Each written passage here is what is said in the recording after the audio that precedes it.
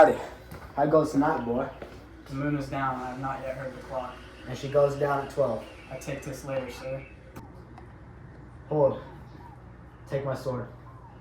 There's husbandry in heaven, where candles are all out. Take thee that too. A heavy summons lies like lead upon me, and yet I would not sleep. Merciful powers, restrain me in the curse, thoughts that nature gives way to in repose. Aye, who goes there? Oh, friend, partner.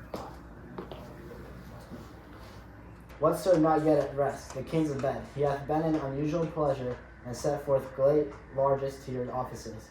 This diamond he greets your wife withal, by the name of most kind hostess, and shut up in measureless content.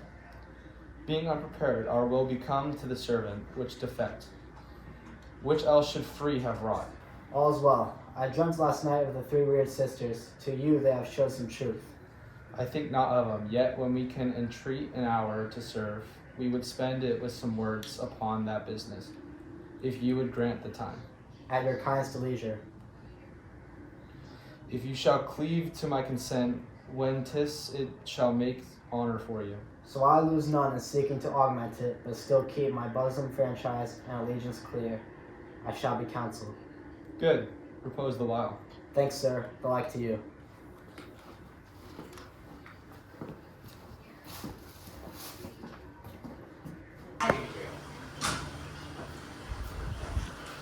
Go bid thy mistress, when my drink is ready. She strikes upon the bell, get thee to bed.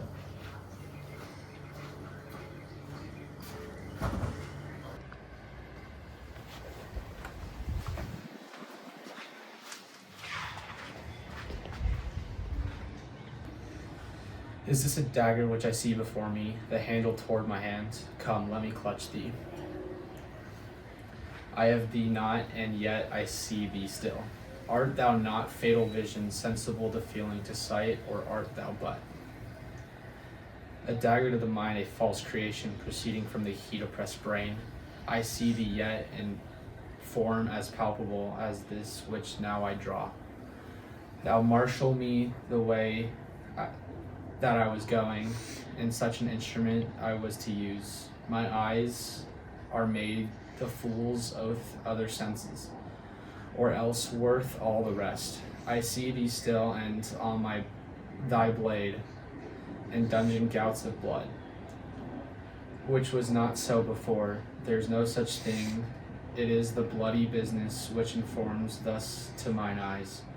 Now were the one half-world nature seems dead, and wicked dreams abuse the curtain sleep. Witchcraft celebrates pale hecathos and withered murder, alumbed by the sentimental wolf, whose howl is watched thus with his steady pace, with Tarquin's ravishing towards his design. Moves like a ghost, thou in firm set earth, hear not my steps which walk for fear. Thy very stones parade of my whereabouts, and take the present horror from the time, which now suits with it. While I threat he lives, words to the heat of deeds too cold breath gives.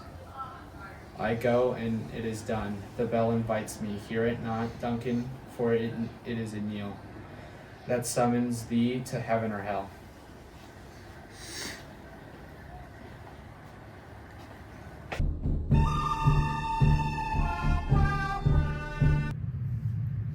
That which hath made them drunk hath made me bold. That which to quench them hath given me fire.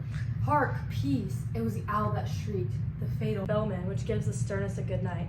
He is about it. The doors are open, and the surfeited grooms do mock their charge of snores. I have drugged their posets.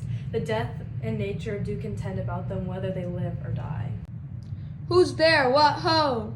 Alack, I'm afraid they have awakened, and 'tis not done. Thy attempted not the deed. Confound us, hark, I laid their daggers ready, could not miss them, had not resembled my father as he slept, I had done it. My husband? I have done the deed. Didst thou not hear a voice? I heard the owl scream and the crickets cry. Did not you speak? When? Now. As I descended? Aye. Hark, who lies at thy second chamber? Donalbain. This is a sorry sight. Foolish thought to say sorry sight. There's one did laugh and one sleep, and one cried murder. I stood and heard them, but they did say their prayers and addressed them to sleep. There are two lodged together. One cried, God bless us and amen. The other, as they did see me with these hangman hands, listening their fear, I could not say amen when they did say God bless us. Consider it not so deeply. But wherefore could I not pronounce amen? I had most need of blessing than amen stuck in my throat. These deeds must not be thought of after these ways, so it will make us mad.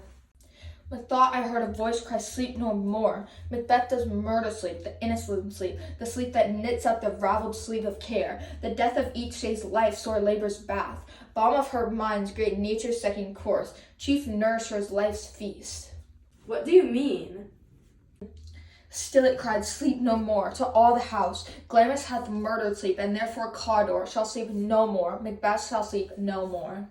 Who was it that thus cried, my worthy thane? Do you unbend your noble strength to think so brain sickeningly of things? Go get some water and wash this filthy witness from your hands. Why did you bring these daggers from the place? They must lie there. Go carry them and smear the sleepy groom's blood. I will go no more. I am afraid to think what I have done. Look on it again, I dare not. Infirm of purpose. Give me the daggers. The sleeping and the dead are but as pictures. 'Tis the eye of childhood that fears the painted devil. If he do bleed, I'll guide the faces with the groom's withdrawal, for it must seem their guilt.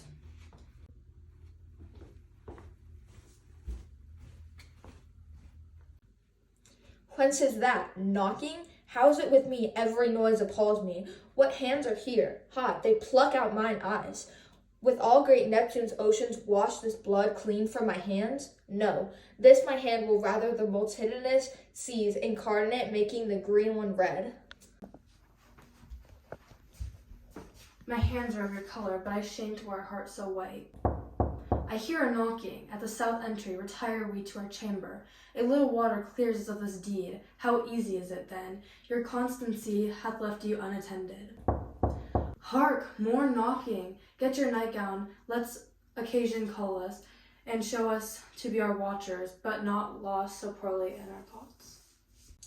I know my deed, 'twere best not know myself. Awake, Duncan, with thy knocking. I wish thou couldst.